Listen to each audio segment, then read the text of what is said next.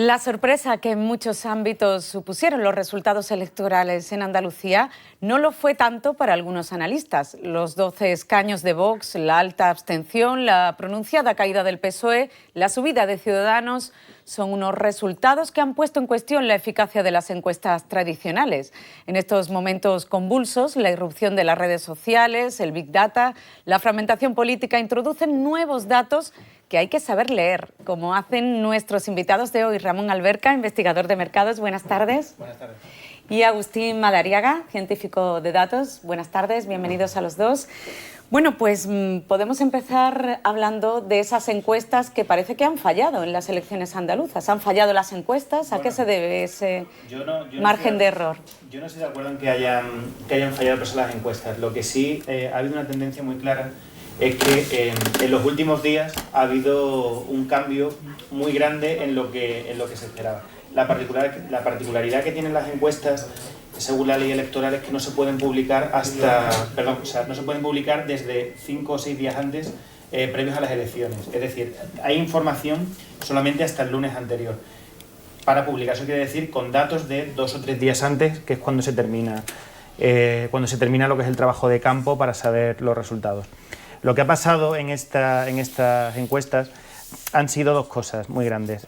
La primera es la abstención. La abstención sí que ha sido algo que no se ha sabido prever bien. Eso sí que las encuestas tenemos que entonar un poco el mea culpa, y por no haber sabido bien una cosa que es muy difícil, que es saber qué es la abstención, porque el principal problema que tienen las encuestas es la no respuesta. Es decir, la gente que no quiere responder a una encuesta no se sabe si es porque quiere ocultar su voto o porque no quiere participar en las elecciones. En este caso parece que ha sido así, que ha sido el segundo caso, que ha habido mucha gente que está ya un poco quemada en el mundo de la política, se ha notado que es mucho mayor esa desafección política que en otras ocasiones, y sobre todo la abstención en sitios clave, en municipios que se han visto siempre que han sido más de izquierdas o más favorables hacia formaciones políticas que se han visto más perjudicadas por este resultado. Es verdad que es algo que no se ha sabido bien por la casuística que tienen estos datos. Y luego el segundo caso es que el crecimiento tan exponencial que ha tenido el partido Vox en los últimos 5 o 6 días, hay muchos tracking de la última encuesta que se publicó, que la publicó ABC la misma noche electoral, que se hizo hasta el día antes. Esa sí que fue muy cercana. Esa sí que, por favor, dieron unos resultados que fueron bastante más cercanos, incluso con bastante acierto a los resultados finales. Es decir, las encuestas sí funcionan. Lo que ocurre es que es verdad que las encuestas nos dan la fotografía en un momento muy particular del tiempo.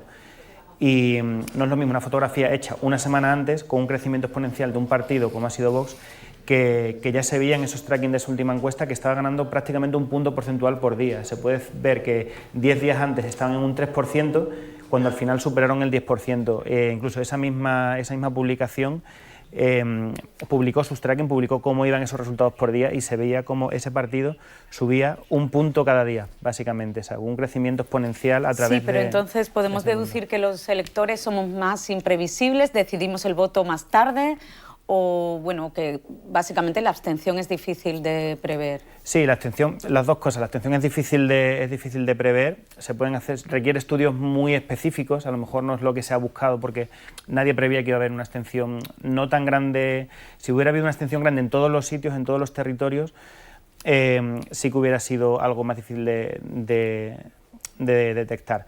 Pero lo que ha pasado es que la abstención ha sido muy localizada en núcleos que tienen una particularidad de voto más hacia la izquierda, o sea, más en poblaciones como Lebrija, como Sanlúcar, como Marinaleda, por ejemplo, que habían caído casi en 2 cifras de participación, sobre todo en las últimas oleadas. Sí, y en otros municipios como Ejido, que en cambio, que es donde Vox ha ganado, que había crecido 2 o 3 puntos de participación, es decir, que ha sido muy desigual. Sí, aparecía el partido Vox en las encuestas, pero no con este Claro. crecimiento, ¿no? Agustín, por ejemplo, en su blog pude leer algunas reflexiones que él hacía solo 2 o 3 días antes de las elecciones, y apuntaba quizás otras herramientas a tener en cuenta a la hora de vaticinar el voto, ¿no? Cuéntanos un poco cuáles fueron tus búsquedas. Yo es que creo que el tema fundamental es que ya no se puede utilizar un solo sistema para localizar las tendencias. Porque cada uno tiene sus defectos. O sea, por ejemplo, el que yo usé no es representativo de la población andaluza, porque no toda la población andaluza, ni igualmente representada, no es como un muestreo en los que es especialista Ramón, no es una muestra significativa de la población andaluza. Son personas que quizás sean más jóvenes, quizás sean más urbanas, quizás tengan más estudios universitarios o más estudios secundarios que el común de la población andaluza, pero sí te muestra cosas que están pasando. Entonces, por ejemplo, hice un simple ejercicio. Busqué en Google Trends los 5 partidos políticos y resulta que Vox, el jueves, tenía en cuenta los últimos 7 días, cuadruplicaba los resultados de búsqueda de los otros partidos políticos andaluces. ¿Eso qué significa? Pues eso básicamente significa notoriedad. Y que un partido extraparlamentario cuadriplique la notoriedad de los otros 4 partidos, evidentemente es un signo de que algo está pasando. Pero ese no era el único signo. Si te fijas, crecía todavía más según se acercaba a la fecha de las elecciones de las búsquedas. Eso también te está dando otro signo. Pero luego descargué el hashtag Elecciones Andalucía. Una semana. 26 de noviembre, 2 de diciembre. La palabra más repetida era Elecciones Andalucía, por motivos obvios, porque era el hashtag, ¿no? La segunda era Vox, la cuarta era Vox.es y la novena Santiago Abascal. Si esto lo ve alguien junto con las encuestas en tracking, justo con el tracking, evidentemente el miércoles, el jueves y el viernes alguien habría dicho, el mensaje es, vienen ustedes mismos, quédense en casa. ¿No? Por ejemplo. Habría en este caso que combinar, digamos, las herramientas tradicionales, las llamadas telefónicas, el muestreo habitual con las redes sociales, este análisis de datos en las redes. Siempre la clave de la mejora en cualquier proceso, ya sabes, encuestas en cualquiera, es la innovación. Y está claro que hoy en día tenemos herramientas tecnológicas a disposición que no teníamos antes. Antes me refiero hace a lo mejor 10 años, que no es nada de tiempo. Entonces, siempre todo lo que sea aprovechar esa información extra que nos da las nuevas tecnologías como herramienta para obtener más información va a ser clave en cualquier futuro proyecto para que tenga éxito. En el caso de los partidos políticos, aprovecharse de esa información extra, que no es algo fácil, que es algo que es relativamente nuevo, que requiere de una formación técnica quizás para entenderlo y para aplicarlo, que no es tampoco algo que sea inmediato.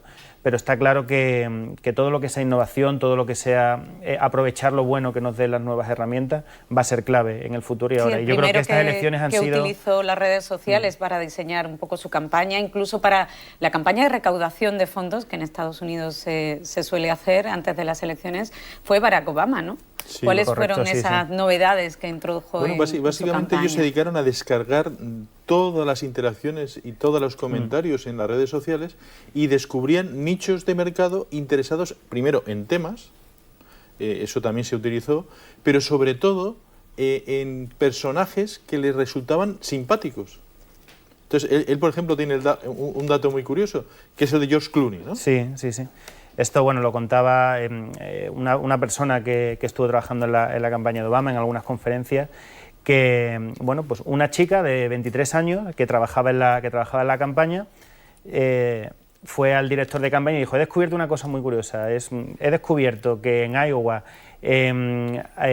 las mujeres de 23 a 35 años que no tienen trabajo y están en casa les encanta George Clooney. Entonces, claro, al principio le chocó un poco, dice, bueno, ¿qué me estás contando? ¿Qué quiere decir? ¿Qué hacemos con ese dato, no? Bueno, pues vamos a hacer un sorteo de una cena en la residencia de George Clooney con Barack Obama y con el propio George Clooney. Y vamos a hacer una rifa por participantes de $15 pues, para conseguir fondos. Bueno, pues me parece que consiguieron, no sé si fueron 17 o 18 millones de dólares en 48 horas, solamente en esa rifa.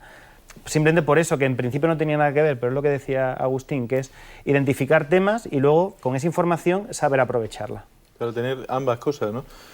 Y luego también tener un equipo de campaña y unos políticos que acepten lo que dicen los datos.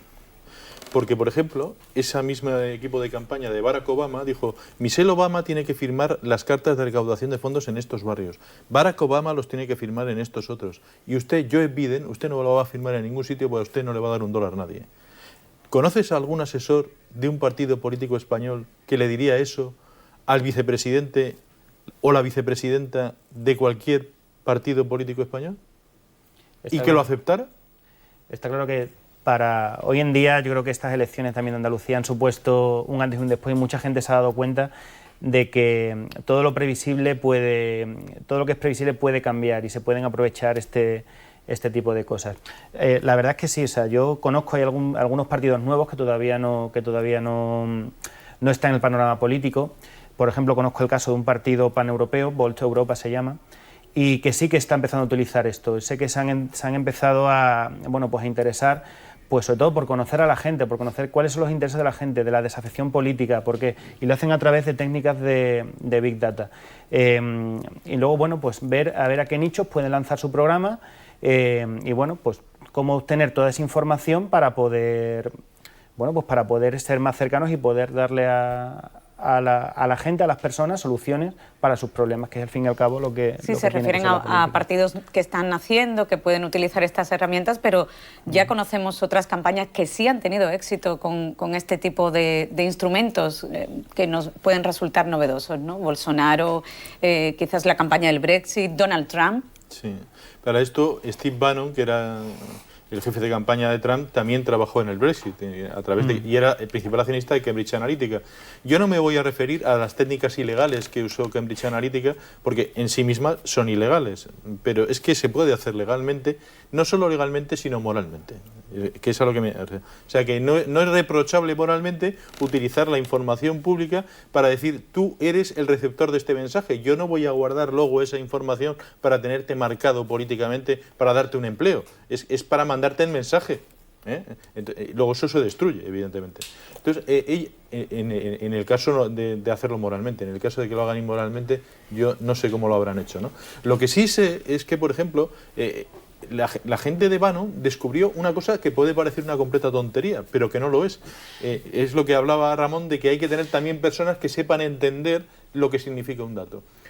Uno de los datos que te da cuando tú descargas la información de Twitter legalmente es el sistema operativo desde el que ha tuiteado. Bien, pues descubrieron que la gente que había tuiteado desde iOS no estaba enfadada y la gente que había tuiteado desde Android sí estaba enfadada. Y además descubrieron las palabras que más usaban los de uno y los de otro. Y entonces allí resulta que alguien descubrió que buscó, porque para eso están los datos, el perfil sociodemográfico del usuario de cada uno de los sistemas operativos. Y resulta que el perfil sociodemográfico del usuario de Android es el votante republicano, porque es del medio oeste y con poco dinero. Mientras que los otros son de las costas, con dinero, o sea, lo que se ha llamado siempre, ahora mismo, un hipster, ¿no? Sí. Entonces, dijeron, están enfadados. ¿Cómo fue el tono de la campaña de Donald Trump? Enfadado. El otro día, las encuestas a pie de urna en Estados Unidos no solo te preguntan qué votas, te preguntan qué temas te interesan. Los republicanos votaron por la inmigración y los demócratas por la sanidad. ¿De qué habló Donald Trump durante toda la campaña?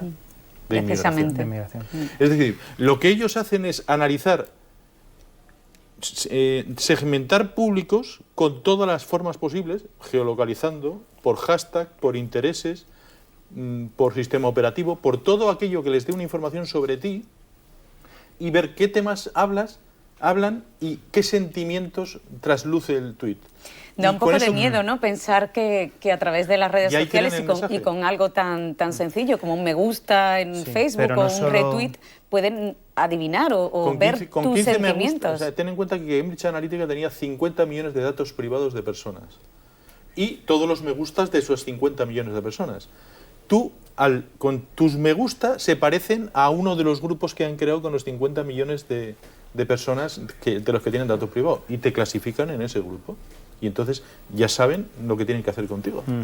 Sí, pero no solamente con datos de redes sociales. Hay otros tipos de datos que generan cualquier transacción, datos de compras en un supermercado, con tarjeta, datos de compras por internet, o incluso el coche que tienes, de la misma campaña de Barack Obama, simplemente sabiendo qué coche tenía, su nombre, para saber si era un hombre o una mujer, qué coche tenía, qué marca de coche tenía, y el código postal, eran capaces de predecir solamente con eso, con un 95% de acierto, si eran más simpatizantes del Partido Republicano o más simpatizantes del Partido Demócrata. Simplemente con esos tres datos.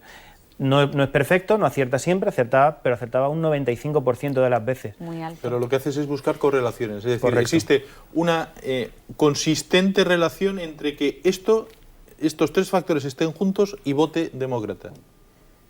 Exacto. Entonces, cuando encuentras, tú buscas, haces lo que se llama una matriz de correlaciones, que puede ser como esta habitación, y cuando encuentras algunas, porque hay algunas que son absurdas, hay correlaciones que no son ciertas, ¿no?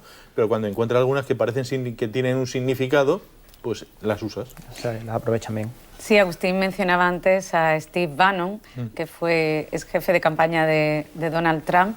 ¿Veis la mano de Bannon en la campaña que ha hecho el partido Vox? Quizá a este nivel no, pero no creo que haya venido a Sevilla a asesorar a Vox en Andalucía. Pero sí al partido a nivel nacional. Está asesorando a Vox en España y, de hecho, el secretario general de Vox se reunió con Steve Bannon en abril y la foto está en todos los periódicos. No, vamos, que no fue una reunión ultra secreta. Sí, está asesorando como asesora a Salvini y como asesoró al Brexit y a la UKIP. Y a Marine Le Pen. O sea, está creando una internacional de la ultraderecha. Es así. Y en el Brexit hay cosas mucho más sutiles. Por ejemplo, utilizaron todo tipo de mensajes, crearon, me parece que 500 mensajes distintos sobre por qué salir de la Unión Europea, y les empezaron a aplicar test AB, a ver cuál la gente clicaba más o cuál la gente clicaba menos. Y luego analizaban las respuestas a ver qué sentimientos creaban. Y descubrieron que el que más enfado y rabia creaba era back y control. Y entonces lo que titularon es toma el control, vota salir. Ya no es una decisión de 4 sesudos asesores. Esa es la diferencia cultural. Claro, el problema es que a quien hay que venderle este servicio es a la persona que decide el eslogan. Ya no decide el eslogan eso, lo deciden los datos. Ya no es una creatividad, ahora es una creatividad pero basada en un datos. Conocimiento pormenorizado del electorado, del cliente, potencial cliente, de un mensaje. Y aparte no es un mensaje, hay microsegmentación, hay mensajes para cada público. Y eso, a cada Llevando esto de nuevo al terreno de la política, ¿podemos ver en el futuro programas a la carta? Porque si conocemos hasta ese nivel de detalle al electorado, ¿podemos segmentarlo de esa manera? Yo creo que la tendencia ¿Podemos saber es esa. todo lo que siente o lo que sí, teme? La tendencia es esa. De hecho, ahora mismo no hay programas a la carta como tal, pero sí hay campañas a la carta. Y eso se ha utilizado ya aquí mismo en España. Las últimas elecciones generales de 2016... hubo campaña, incluso hubo microsegmentación y hubo campaña en redes sociales, porque otra cosa que te permiten las redes sociales no solo obtener esa información, sino luego también seleccionar el público al que decirle qué. Y entonces siempre se habla de un caso que es un ejemplo que es muy clarificante. Y dice, hemos detectado un nicho de tractoristas en Albacete que no saben muy bien qué votar, vamos a atacarles a conseguir el voto, que ese nicho de tractoristas a lo mejor nos decide un escaño. Y con algo tan específico pueden decidirte incluso un escaño en una circunscripción, y eso aplicado en muchísimos grupos así pequeños, pues puede marcar la diferencia entre un éxito o un fracaso. Por ejemplo, de lo que ha dicho él, el Partido Popular lo utilizó, contrató a una consultora americana que lo que hacía era estudiar 14 provincias en las que el PP se quedó a menos de 1000 votos del último diputado en los restos de la ley DON. Entonces, mandaban mensajes a los que, por las encuestas, veis cómo aquí se pueden integrar todas era el perfil sociodemográfico del votante del PP que se había abstenido. Y a ellos les mandaban mensajes de estos de publicaciones promocionadas. Y ahí comprobaron cuáles eran las que clicaba la gente. Dicen, bien, estos son los temas sobre los que tengo que anunciar. Tenemos que dejarlo aquí, Agustín. Interesantísimo el debate, podemos seguro continuarlo. En finales consiguieron 12 de los 14 diputados. Bueno, pues una prueba más. Son todas herramientas para un fin. Muchísimas gracias. Hasta aquí nuestro tiempo de análisis. Tenemos que dejarlo porque viene ya Ángel Gámez con el deporte. Será justo después de la publicidad. Hasta ahora.